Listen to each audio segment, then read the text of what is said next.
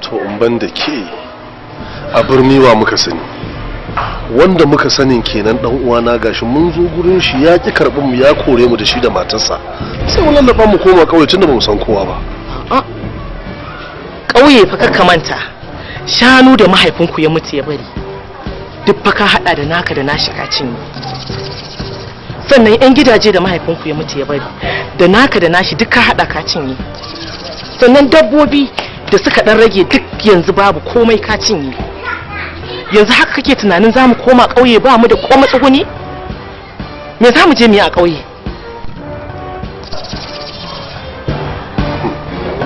Amma kina bani mamaki wallahi.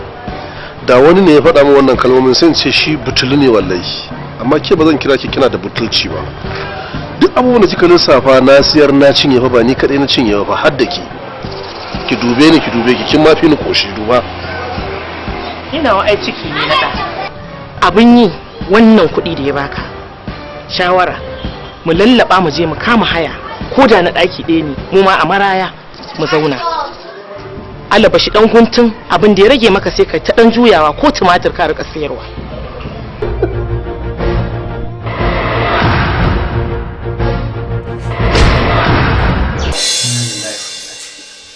Inna lillahi wa inna ilaihi raji'un. Inna lillahi wa inna ilaihi raji'un. Yau ne aka yi sadaka ta 7 ta dan uwana kuma wana, ma'ana shine baban wannan yaro. Allah ya gafarta mishi. Amin ya Allah. Wannan yaro da kika ganshi ki rike shi hannu biyu kamar dan da kika haifa. Wannan yaro ko kadan bana son wani abu wanda zai bata masa rai ko wani abu mai kama da haka. Kina ji na ko?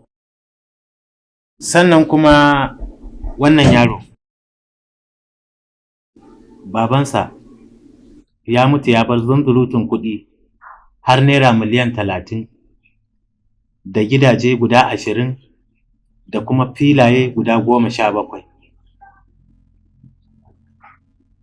Za mu ci gaba da kulawa da dukiyar wannan yaro har lokacin da zai girma ya kai munzilin da za a ɗauki dukiyarsa a danƙa masa a hannunsa.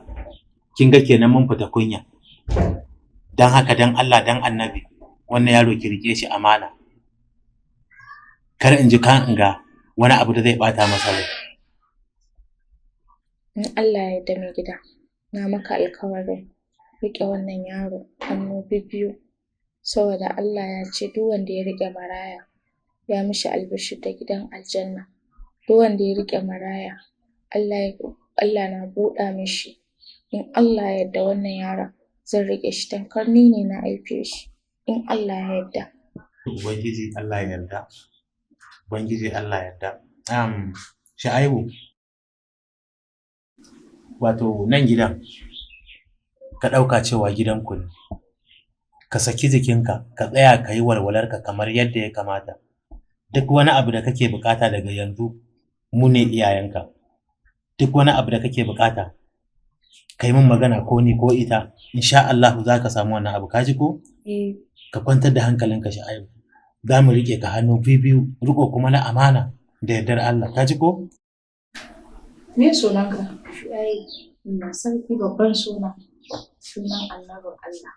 Allah ya raya ka. Kwantar da hankalinka. Zan riƙe ka tankar ni na aife ka. Ka ji? Nan gidanku ne. Umma, Abba, da yau zan dinga muku ladabi da biyayya ba su ba ce ba. Gidan nan ka ɗauke shi tankan gidanku.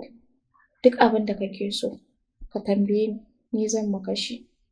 Zan maye maka gurbin komai. Ka ji? Masha Allah. Na gode wa Allah subhanahu wa ta'ala da har kika fahimci abubuwan da nake gaya miki game da wannan yaro, kika ɗauki alƙawarin kuma riƙe masa amana kamar yadda ya kamata. To, da wannan ne nake cewa Ubangiji Allah ya cika mana burinmu ya kuma ba mu damar riƙe amanar wannan yaro kamar yadda ya kamata, Allah kuma ya fitar da mu kunya. Muna tare da kai anan, Allah da rayuwa da ta ji ko? Ta uwa shi kai komai ba komai nan gidanku. Ka ɗauke ni tankar uwarka, mu wanda ta haife ka. Alhamdulillah amarya. Yau ne ranar farko da zan kai shi Aibu makaranta a je yi registration nasa ya zama ɗalibi kamar yadda sauran ɗalibai suke. Alhamdulillah, na ji daɗi. Mai gida, wannan shi ne nauyi na farko da ka fara saukewa wanda ya rataya a wuyanka. Sha'ibu, kana son ka zama babban mutum? To sai ka dage ka yi karatu don ka kai matsayin da kake so ka kai. Ka ji? Kai karatu? To a dage, Allah ya taimaka. A gaskiya na ji daɗi sosai, na kuma yi farin ciki. Duba da irin shawarwarin da kike baiwa Sha'ibu akan karatunsa. Don haka Sha'ibu wannan shawarwari da take baka, tana baka ne domin tana ƙaunarka, ko in ce muna ƙaunarka. Ka tsaya kai da fata ka yi karatu kamar yadda ya kamata domin muna so ka zama babban mutum. Duk kuma wasu yara waɗanda kake ganin su ba masu kyawawan tarbiyya ba, kar ka yarda ka haɗa alaƙa da su. Ka ji ko Sha'ibu? Ka tsaya ka riƙe kanka yadda ya kamata, ka tsare mutuncinka. Ka ji ko? Yawwa, to na gode Sha'ibu, Allah ya maka albarka. Zo mu je. Allah ya tsare.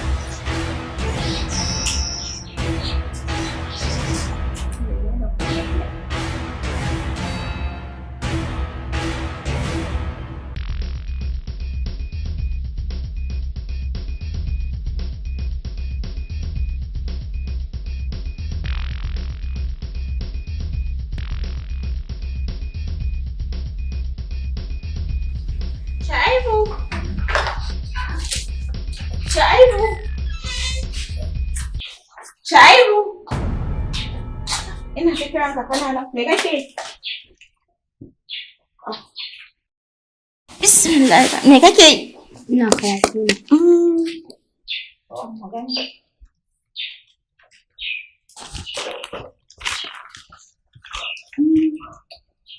Bari in ma tambaya. What is your name? My name is Shu'ayu. Your father name? My father name is Muhammad. Kana ƙoƙari. You try. Yanzu ka san me za a yi? Ina son ka shiga ciki. Ka ɗibo min ruwa. Ka ji? Ka sauri. Yana ƙoƙari. Ko nawa muka kashe ba mu yi asara ba. Yaron na da basira sosai.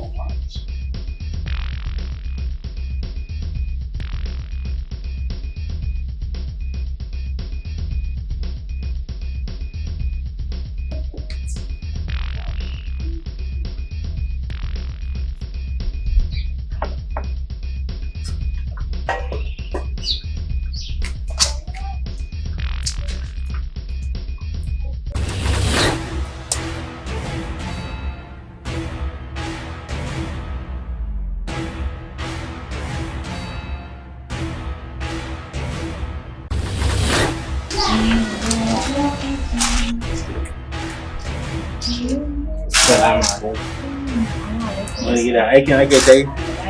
To, Allah Allah ya saka. to, sannu ba.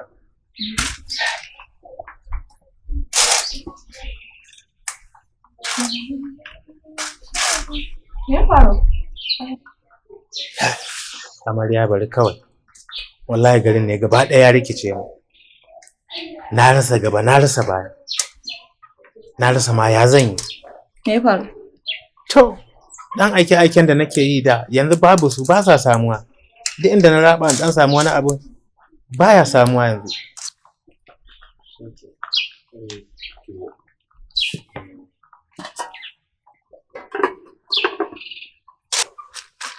Mai gida kenan. Ga kuɗi maƙudan kuɗi a account ɗinka. Ka ce kai ba za ka taɓa ba. Ai ka ɗan ɗiba ko miliyan 10 ka yi amfani da shi.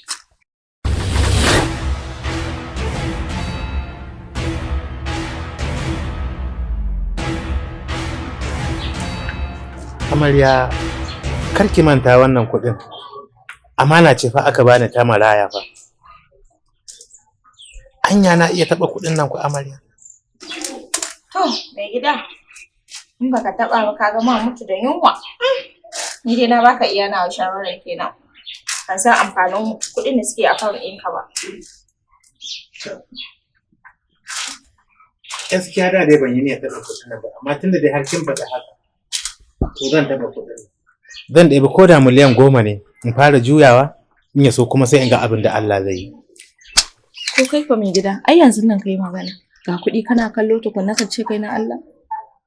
Fara aiki taɓa mana kuɗi mu gani. Dama ina da ƙananan matsaloli.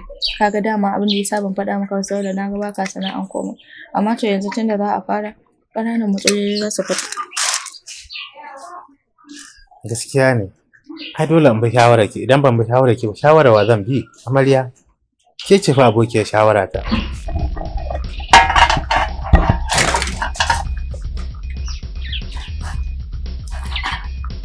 Da Allah, maza ki gama girkin nan saboda na zo a yunwace sosai. Dama na kusan kammala girkin yanzu nan mai gida. Insha Allah yanzu na zan biyo ku da shi.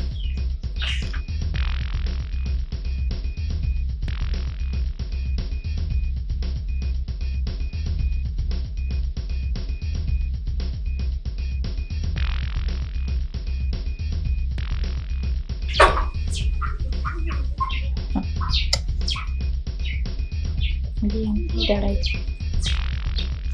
Za a ina ga mu samu wannan maƙudan kuɗaɗen.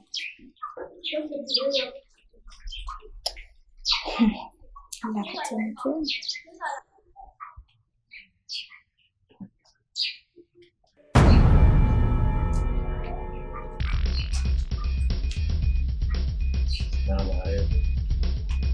Lafiya kuwa na dudduba ko ina ban ganki ba a cikin gidan nan.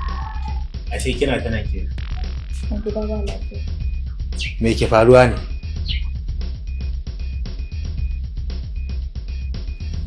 Yanzu a can gida Kaduna aka kira mahaifiyarmu ba ta da lafiya. Ana buƙatar kuɗi.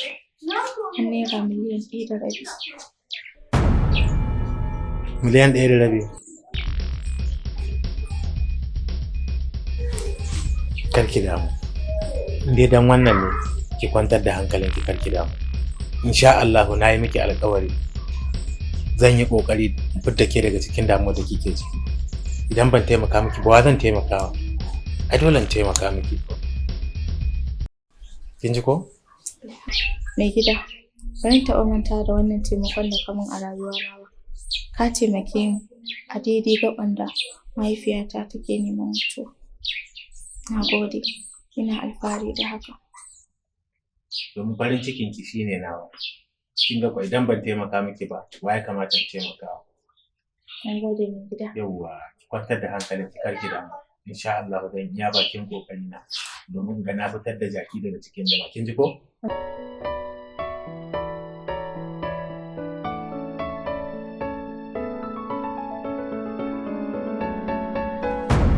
Na samu labarin 12:10 kuke tashi a makaranta, amma kai baka dawo gidan nan sai karfe 2.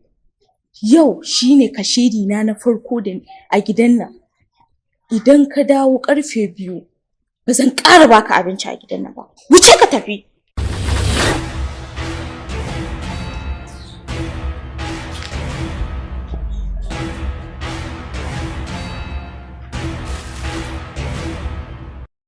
Wato yau din nan na ga abin mamaki, abin bakin ciki, abin takaici. Me ya faru? Ina wannan gidan namu na shinge wanda mutsiyacin nan tanko yake a ciki. Kin san shekara 3 kenan, wata 3 kenan ba in je na karbi kuɗin haya ba.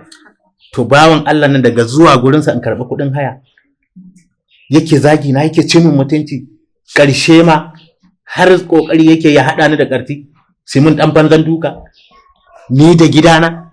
Bawan Allah nan har yana cewa kada in kuskura in ƙara dawa wannan gida.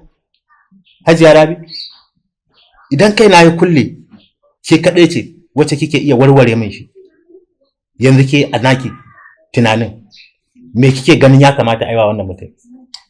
Mai gida, aina shawara shine a kullun nake faɗa maka, idan ka ga mutum a rana, idan da hali zaka ƙara tunkuɗa shi, saboda Allah da ya halicce shi Allah da ya halicce shi ya bar shi a rana, shi ya san me yasa ya bar shi a rana.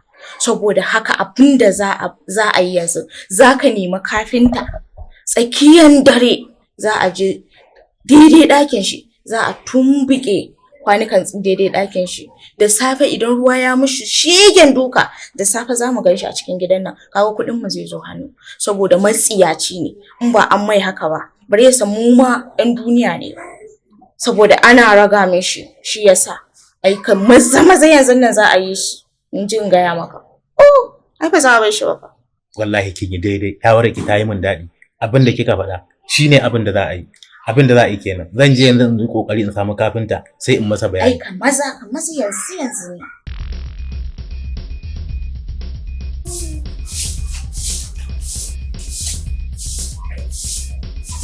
No.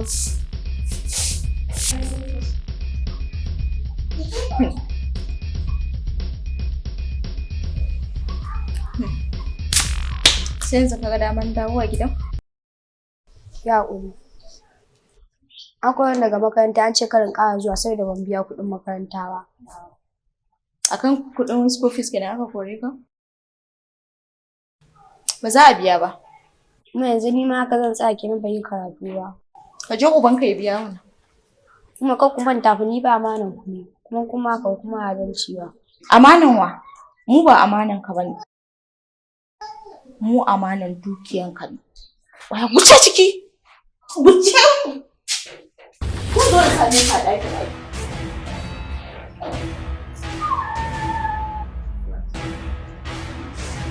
Yaro ya girma.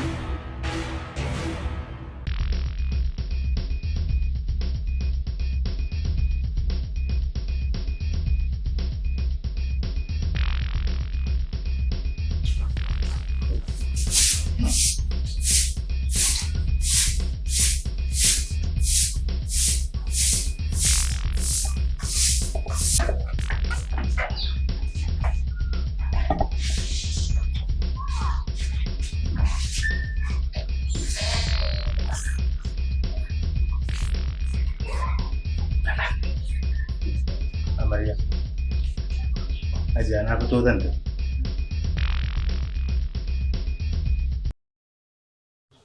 Hagaran ki a ɓace lafiya kwa? Mai gida, yaron nan ashe da hankalin shi da wayan shi. Duk abin da nake laɓi yake mana, yake jin.